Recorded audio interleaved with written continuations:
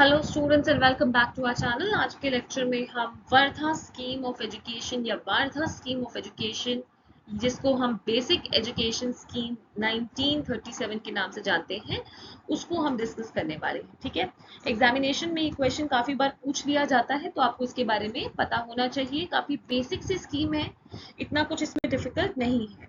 सबसे पहली बात, वार्धा स्कीम ऑफ एजुकेशन 1937 में आई थी। ठीक है, एस्टैब्लिश हुई थी। अब हुआ क्या था, during the second round table conference, यानी कि आप लोग जानते हैं काफी सारी राउंड टेबल कॉन्फ्रेंसेज होती हैं जिनके चलते डिस्कशंस होती हैं, मुद्दे पॉलिसीज डिस्कस किए जाते हैं। ठीक है, तो लंदन के अंदर सेकेंड राउंड टेबल कॉन्फ्रेंस जब चल रही थी तो महात्मा गांधी ने अपने व्यूज एक्सप्रेस करे कि किस तरीके से जो ब्रिटिश पॉलिसी है उसने इंडियन एजुकेशन के ऊपर पुअर इम्पैक्ट जो है वो डाला है, किस तरह से ब्रिटिश पॉलिसीज की वजह से इंडियन एजुकेशन ruin हुई है। ठीक है, और बाद में जब उनके जो व्यूज थे वो जाके जो वीकली मैगजीन आती थी एक, जिसको हरिजन नाम से जानते हैं, उसके अंदर भी उनके व्यूज छपे। ठीक है, अब क्या हुआ, 1937 में क्योंकि सरकार बन रही थी, पॉपुलर गवर्नमेंट एस्टैब्लिश हो रही थी, उसी सरकार के एस्टैब्लिश होते हुए ये मुद्दा क्योंकि ऑलरेडी थोड़ा लाइटेड अप था, है ना, एक चीज एक टॉपिक जब स्पार्क अप होता है तो उस मुद्दे को पॉलिटिशियंस जो है काफी उठाते हैं। तो क्योंकि नई सरकार बनी 1937 में, तो अक्टूबर 1937 में महात्मा गांधी ने जब ये डिस्कशन फिर से इनिशिएट करी on the independent scheme of national education, तब उन्होंने कहा एक all India national education conference जो है उनके उनके साथ हुई थी वार्धा में, और उसी कॉन्फ्रेंस के चलते एक बेसिक एजुकेशन सिस्टम जिसको हम वार्धा स्कीम कहते हैं वो हमारा आगे आया। यहाँ तक की बात। 1939 के अंदर जो हमारा CAB, वो क्या है, central advisory board of education, इसने क्या किया, एक कमिटी अपॉइंट करी। उस कमिटी का काम क्या रहा, उस कमिटी को ये बोला कि आप प्रॉपर तरीके से एडल्ट एजुकेशन के ऊपर एक रिपोर्ट बनाएंगे जिसमें ये बताया जाएगा कि क्या ज़रूरत है और मास लिटरेसी को हटाने की क्या ज़रूरत है और उसके क्या मेथड्स है जो हम अडॉप्ट कर सकते हैं जिससे हम ये मास लिटरेसी को हटा सकें। और इंडिपेंडेंस के बाद जो ये अडल्ट एजुकेशन वर्ड था, इसको हम सोशल एजुकेशन के नाम से जानने लगे, उसको रीनेम कर दिया गया। और सोशल एजुकेशन होता क्या है, complete education of the man, यानी एक इंसान की पूरी तरह की एजुकेशन, उसकी ऑल राउंड डेवलपमेंट, उसकी लिटरेसी, इन सबको हम सोशल एजुकेशन के नाम से जानते हैं। तो इसी तरीके से अपने सोच या अपने विचार से महात्मा गांधी, जो कि हमारे फादर ऑफ द नेशन थे, उन्होंने एजुकेशन को एक नई डायरेक्शन में ले जाया। ठीक है, अब बहुत डिस्कशन के बाद कुछ रेजोल्यूशन जो है वो पास हुए।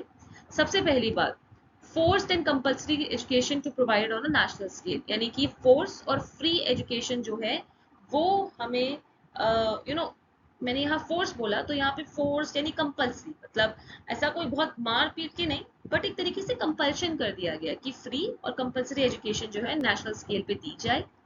जो इंस्ट्रक्शन होगा मतलब जो मीडियम होगा इंस्ट्रक्शन का, वो हमारा रहेगा मदर टंग, यानी जो भी मदर टंग है उसी में पढ़ाया समझाया जाएगा। क्राफ्ट सेंटर्स लगाए जाएंगे। क्राफ्ट सेंटर से क्या होगा, देखो जब इंसान हाथ की कला सीखता है, कुछ क्राफ्ट सीखता है, तो उसका जो अर्निंग पोटेंशियल है, कमाने की क्षमता है, वो थोड़ी इंक्रीज हो जाती है।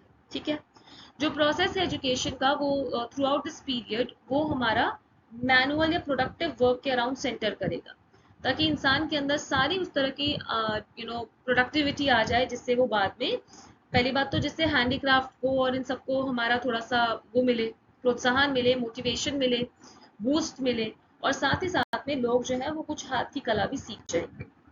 इस बेसिक स्कीम ऑफ एजुकेशन के एम्स क्या थे, सबसे पहली बात आइडियल ऑफ सिटीजनशिप, यानी कि एजुकेशन जो है वो एक इंसान के अंदर आइडियल सिटीजनशिप डालने की, क्वालिटीज डालने की कोशिश करे। नंबर 2, कल्चरल व्यू पॉइंट, यानी हमारे कल्चरल को जो कल्चर है उसको भी काफी इंपॉर्टेंस दी गई है, सिर्फ लिटरेसी यानी एक पढ़ा लिखा इंसान बनाने में नहीं, कल्चरली डेवलप्ड इंसान बनाने पे भी फोकस किया गया है। साथ ही साथ इंसान की ऑलराउंड डेवलपमेंट हो, यानी उसके अंदर टॉलरेंस आए, उसके अंदर आइडियल कैरेक्टरिस्टिक्स आए। इकोनॉमिक एम्स, यानी कि अब देखो अगर एक इंसान जो है वो अपने आप को पढ़ाई के बाद किसी भी तरह की एक काम में, ऑक्यूपेशन में डाल पाए, तो क्या होगा, वो अपने लाइवलीहुड अर्न कर पाएगा, अपनी नीड्स को फुलफिल कर पाएगा, है ना। अगर हमने बुकिश लैंग्वेज दे दी, उसको बुकिश सारी चीजें सिखा दी, बट बाद में उसको जॉब ही नहीं मिल रही, उसको कुछ कला या कुछ उसको आता ही नहीं है, तो उससे क्या होगा, वो अपनी नीड्स फुलफिल नहीं कर पाएगा। ठीक है, सर्वोदय, सर्वोदय मतलब ऐसी सोसाइटी स्टैब्लिश करनी है जो कि सारे इविल, सारे डिफेक्ट से परे है। ठीक है, मतलब इसके अंदर इंसान जो है वो किसी भी इविल या किसी भी डिफेक्ट्स वाले नहीं है। लोगों के अंदर सेल्फ रिलायंस है, लोगों के अंदर एक सैक्रिफाइस की भावना है। ऑलराइट, स्कीम ऑफ एजुकेशन किस तरह रहेगा? नंबर 1, बेसिक जो एजुकेशन का कोर्स है वो 7 साल का रहेगा, यानी free and compulsory education 7 to 14 years के लोगों को, गर्ल्स एंड बॉयज को दी जाएगी। Mother tongue as a medium of instruction रहेगा। इंग्लिश को कोई भी हिस्सा, कोई भी प्लेस नहीं मिलेगा एजुकेशन के अंदर।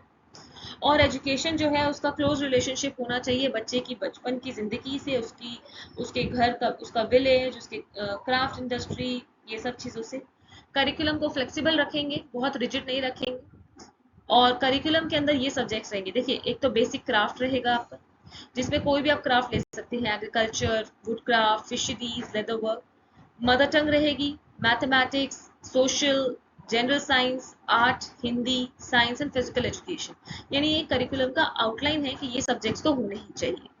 मेथड ऑफ टीचिंग, जैसे मैंने आपको कहा, इसके अंदर जो है मदर टंग के अंदर हमारी टीचिंग दी जाएगी, सारी तरह की नॉलेज जो है इम्पार्ट की जाएगी।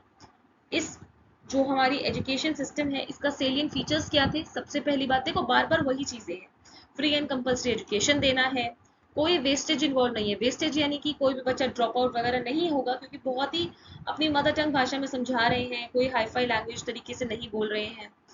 देन बेसिक एजुकेशन जो है उसका रिलेशनशिप किससे है? बच्चों के अंदर रिस्पॉन्सिबिलिटी क्रिएट करना, उनको सिखाना, जिम्मेदारी सिखाना।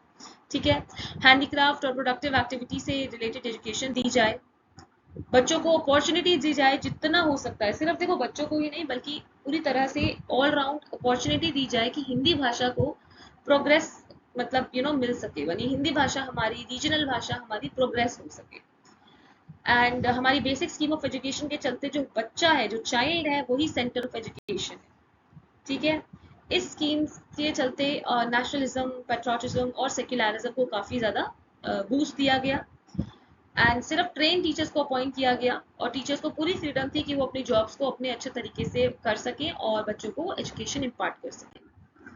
इसके डिफेक्ट्स या क्रिटिसिज्म की बात करें तो इसके डिफेक्ट्स ये थे, सबसे पहली बात, ये विलेज के लोगों के लिए यूजफुल था, क्योंकि देखो जो हमने बेसिक क्राफ्ट्स और हैंडीक्राफ्ट्स बोले वो हमारे अर्बन एरियाज में उतने नहीं होते, अर्बन पॉपुलेशन के साथ आप वो चीज़ इतनी ज़्यादा नहीं कर सकते हो, तो ये एक इसका डिफेक्ट था।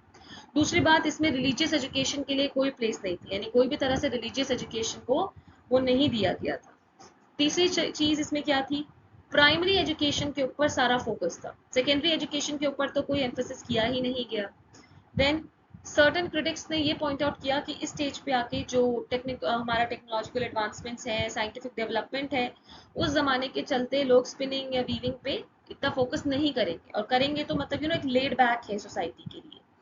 साथ ही साथ जो बेसिक एजुकेशन है उसने 28 वर्किंग डेज दिए, है ना, जिससे क्या हुआ, बहुत बर्डन आया, मतलब पूरे महीने में 28 वर्किंग डेज रहेंगे, तो इससे टीचर्स के ऊपर, बच्चों के ऊपर काफ़ी बर्डन आएगा, यानी जो ये स्कीम थी काफ़ी बर्डन सम थी, तो इसीलिए ये इसके कुछ क्रिटिक्स थे। सो आई होप आपको ये समझ में आया हो, काफ़ी इजी लैंग्वेज में ये पूरा सेल्फ एक्सप्लेनेटरी सा यूनिट था।